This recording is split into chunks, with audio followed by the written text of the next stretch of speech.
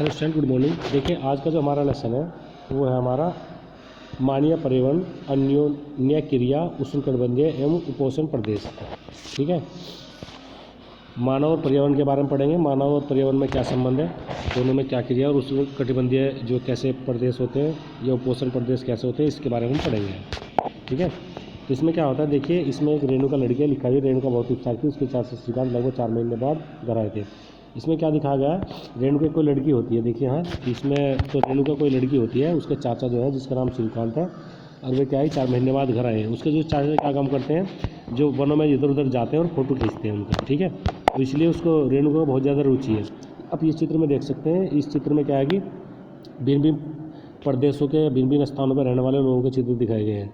जो कुछ उष्णकटिबंधीय प्रदेश में रहते हैं वे काले होते हैं, जो विषुवत रेखा के नज़दीक होते हैं। जो दूर होते हैं वे गोरे होते हैं। अलग लोगों का पहनावा होता है, जलवायु के अनुसार उनके शरीर की रचना भी होती है। तो ये सारी बातें इसमें लिखा भी है। देखिए विश्व के विभिन्न भागों के निवासी। अमेजन बेसिन जीवन कैसा होता है ये देखेंगे। ठीक है, अमेजन बेसिन जीवन जानने से पहले हमें मानचित्र 8.2 को देखना है। किसको देखना है, एगो। तो ये देख सकते हैं। तो अमेजन बेसिन का मतलब ये होता है, ये कह रहा है कि जो कर्क रेखा मध्य रेखा मध्य स्थित है। मतलब अमेजन बेसिन ये होता है, मान लीजिए ये, इसको ऐसे समझ लीजिए, ये कर्क रेखा है ऊपर, कर्क, और नीचे मकर रेखा है। जो बीच में जो जीवन होता है उसको हम क्या कहते हैं, अमेजन बेसिन जीवन कहते हैं। अब देखिए यहाँ बात करते हैं जलवायु की। जलवायु जैसे कि आप जानते हैं कि अमेजन बेसिन भूमध्य रेखा के आसपास फैला है। जो अमेजन बेसिन कहाँ फैला है, जो इक्वेटर लाइन होती है उसके आसपास फैला है। और पूरे इक्वेटर लाइन कैसे होते हैं, जैसे मैं समझा रहा हूँ आपको एक मिनट। जैसे मान लीजिए पृथ्वी है, तो पृथ्वी में ये जो बीच में लाइन होती है इसको हम कहते हैं इक्वेटर लाइन। और ये ऊपर जो होती है कर्क रेखा, नीचे मकर रेखा, और बीच में ये जो होते हैं ऐसे, इसको कहते हैं अक्षांश। ठीक है, अक्षांश क्या करते हैं, ये हमें डिस्टेंस को बताते हैं एक देश की दूसरे देश में। और ये होते हैं देशांतर। ये होते हैं देशांतर, एक देश के दूसरे देश की दूरी को बताते हैं। और अक्षांश क्या करते हैं, हमें टेम्परेचर बताते हैं एक जगह से दूसरी जगह। तो ये है बात है। अब देखिए बात करते हैं आगे।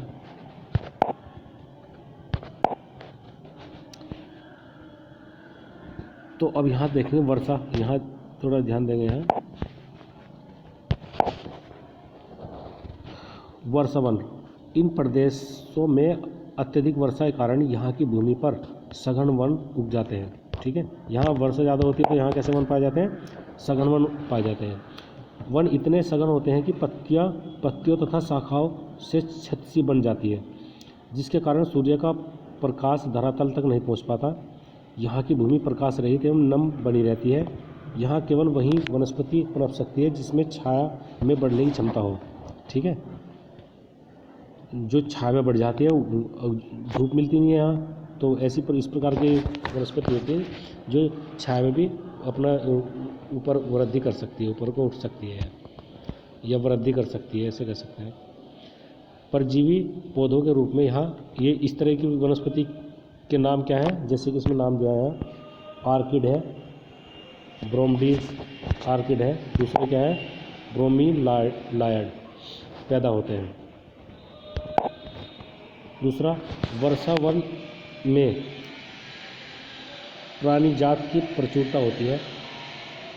टूकन गुंजन पक्षी, रंगीन प्रशिक्षित वाले पक्षी एवं भोजन के लिए बड़ी चोंच वाले विभिन्न प्रकार के पक्षी जो भारत में पाए जाने वाले सामान्य पक्षियों से भिन्न होते हैं, यहाँ पाए जाते हैं।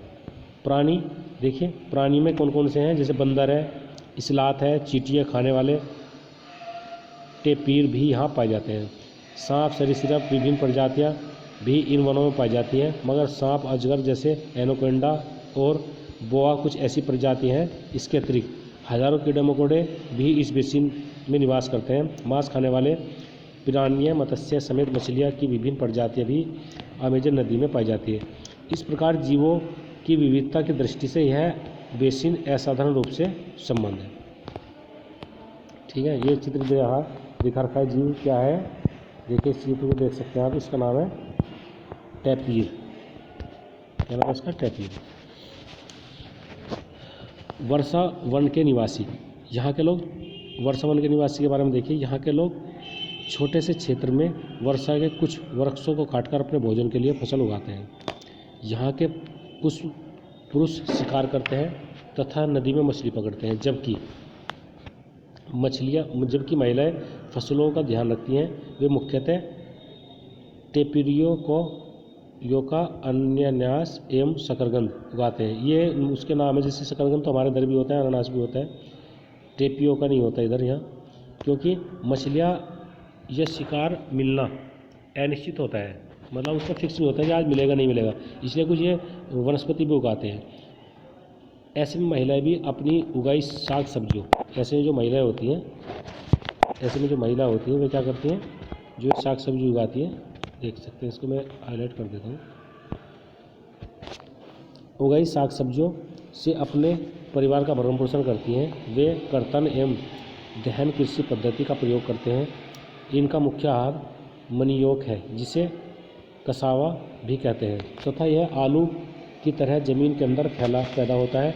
ये चींटियों की रानी एवं अंडकोश भी खाते हैं। काफ़ी मक्का एवं कोको जैसी नकदी फसल भी यहाँ उगाई जाती है। वर्षावन अत्यधिक मात्रा में घरों के लिए लकड़ी प्रदान करते हैं। कुछ परिवार मधुमक्खी के छत्ते के आकार वाले छप्पर के घरों में रहते हैं, जबकि कुछ लोग मलोका कहे जाने वाले बड़े अपार्टमेंट जैसे घरों में रहते हैं। इनकी छत तीव्र ढलान वाली होती है। अब आगे देखेंगे छत कैसी होती है, तीव्र ढलान वाली होती है। अब अमेजन बेसिन, यहाँ से देखें, थोड़ा सा हाईलाइट कर देता हूँ मैं।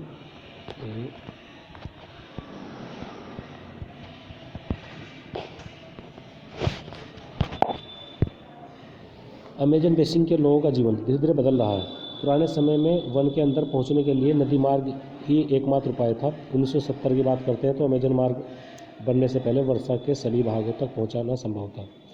1956 में अगर हम देखें तो अमेजन जो महामार्ग से बनने वाले वर्षा वन के सभी मार्गों तक पहुंचना मतलब बहुत ही मुश्किल था, वहाँ जाया जा सकता था। अनेक स्थानों पर पहुंचने के लिए हवाई जहाज या हेलीकॉप्टर का उपयोग किया जाता था। इस प्रकार के फलस्वरूप वहाँ की मूल आबादी को उस क्षेत्र के बाहर निकालकर नए क्षेत्र में बसाना पड़ा, जहाँ वे पौराणिक तरीके से खेती करते रहे। विकास की गतिविधियों के कारण जैविक विविधता वाले वर्षा वन धीरे धीरे नष्ट होते रहे हैं। ऐसा अनुमान है कि प्रतिवर्ष अमेजन बेसिन के वर्षा वन का बड़ा भाग लुप्त होता जा रहा है। आप देख सकते हैं कि वर्षा वनों से लुप्त होने वाले व्यापक प्रभाव होता है। या फिर देखिए, वर्षा के कारण मिट्टी की ऊपरी परत बह जाती है। जैसे वर्षा होती है ना, तो वर्षा जब गिरती है तो ये ऊपरी जो परत है, इसमें देख सकते हैं आप चित्र में दिखा रखा है। देखिए, वर्षा हुई तो ऊपरी परत क्या है, नीचे को बह जाती है एवं सघन वन बंजर भूमि में बदल जाती है। फिर ज़मीन कैसी हो जाती है, बंजर हो जाती है वहाँ। ठीक है, और यहाँ आगे देखेंगे, अब ये वाला देखेंगे, गंगा ब्रह्मपुत्र बेसिन में जीवन। ये गंगा ब्रह्मपुत्र का जीवन दिखाया गया है, आप चित्र में देख सकते हैं। गंगा ब्रह्मपुत्र की सहायक नदियाँ मिलकर भारतीय उपमहाद्वीप में गंगा ब्रह्मपुत्र बेसिन का निर्माण करती है। गंगा और ब्रह्मपुत्र की सहायक नदियाँ मिलकर क्या है, एक गंगा ब्रह्मपुत्र बेसिन का निर्माण कर देती है। चित्र 8 में भी देख सकते हैं आप, इसमें देखिए दिखाया गया है, ये गंगा ब्रह्मपुत्र बेसिन दिखाया गया है कि इस 2-3 नदियों का संगम से जो पानी बनता है उसको हम क्या कहते हैं, बेसिन कहते हैं। ये सारा बेसिन, ये बेसिन का निर्माण कर दिया, 2-3 नदियाँ मिलकर आकर यहाँ मिल गई। ये लिखा है कि गंगा तथा ब्रह्मपुत्र की सहायक नदियाँ मिलकर भारतीय उपमहाद्वीप में गंगा, ये भारतीय उपमहाद्वीप में किसका निर्माण कर दिया, ब्रह्मपुत्र बेसिन का निर्माण कर दिया। यह बेसिन उपोषण में 10 डिग्री उत्तर तथा 10 डिग्री उत्तर से 30 डिग्री उत्तर अक्षांश के मध्य स्थित है। ठीक है, इसकी लोकेशन दिखाई गई है। और घाघरा, सोन, चंबल, गंडक, कोसी जैसी गंगा की सहायक नदियाँ एवं ब्रह्मपुत्र की सहायक नदियाँ इसमें अप्रवाहित होती हैं। एटलस की सहायता से ब्रह्मपुत्र की कुछ सहायक नदियों के नाम ढूंढें। गंगा एवं ब्रह्मपुत्र के मैदान, पर्वत, हिमालय के गिरिपाद एवं सुंदरवन डेल्टा। अब देखिए यहाँ इस चित्र देख सकते हैं आप, यहाँ इस चित्र में देखिए जी, यहाँ ये पाकिस्तान दिखाया गया है, यहाँ चीन हो गया है, नेपाल हो गया है, भूटान हो गया है, ये कर्क रेखा दिखाई गई। अभी इस बेसिन की मुख्य विशेषता के बारे में बात करते हैं। जो मैदानी क्षेत्र में अनेक चाप झील पाई जाती है। मैदानी क्षेत्र में कैसे पाई जाती है? चाप झील पाई जाती है। ठीक है। जहाँ की जलवायु मुख्यतः मानसूनी है। मानसून में मध्य जून से मध्य सितंबर के बीच वर्षा होती है। ग्रीष्म ऋतु में गर्मी, शीत ऋतु में ठंड होती है। भारत का मानचित्र देखिए, इन राज्यों के नाम बताइए जहाँ गंगा ब्रह्मपुत्र बेसिन स्थित है। तो अब देखिए यहाँ क्या लिखा है इसमें।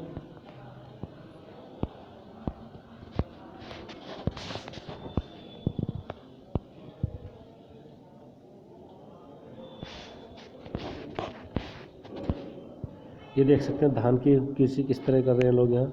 ये असम में चार के बागान है। जिस तरह के जहाँ की जलवायु होती है उस वहाँ पर इसी तरह की खेती की जाती है। इसका मतलब ये हो गया है। दूसरा करते हैं, बेसिन में विभिन्न प्रकार के वन्यजीव पाए जाते हैं। बेसिन में क्या है? विभिन्न प्रकार के वन्यजीव पाए जाते हैं। कौन कौन से हैं देखिए। इनमें हाथी, बाघ, हिरण, बंदर आदि सामान्य रूप से पाए जाने वाले जीव हैं। एक सींग वाला गेंडा ब्रह्मपुत्र के मैदान में पाया जाता है। ठीक है। डेल्टा में बंगाल टाइगर, मगर, घड़ियाल पाए जाते हैं। नदी के साफ जल, झील एवं बंगाल की खाड़ी में प्रचुर मात्रा में जलीय जीव पाए जाते हैं। रोहू, कतला एवं हिसला मछलियाँ की सबसे लोकप्रिय प्रजातियाँ। मछली एवं चावल इस क्षेत्र के रहने वाले लोगों का मुख्य आहार है। ये लोग ज़्यादातर क्या खाते हैं? मछली और चावल खाते हैं। अब ये देखिए क्या लिखा है। विनोद एक जो बिहार के मतवाली मोन गांव में रहता है। ये बिहार का मतवाली मोन गांव दिखाया गया है।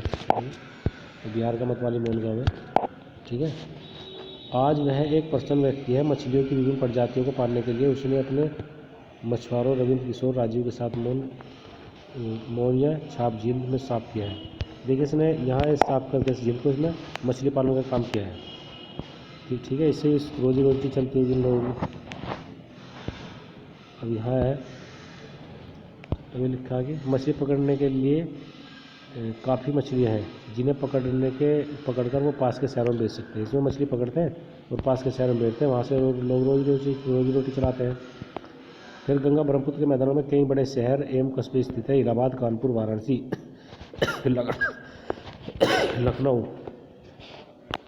लखनऊ आगे देखेंगे, लखनऊ, पटना एवं कलकत्ता जैसे 10 लाख से अधिक आबादी वाले शहर गंगा नदी के तट पर स्थित हैं।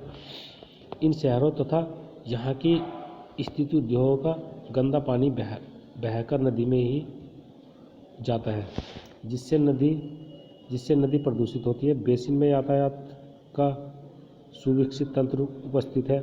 आप देख सकते हैं कि गंगा ब्रह्मपुत्र बेसिन में सहायता के 4 मार्ग सुविकसित हैं। मैदानी इलाकों में लोग सड़क मार्ग,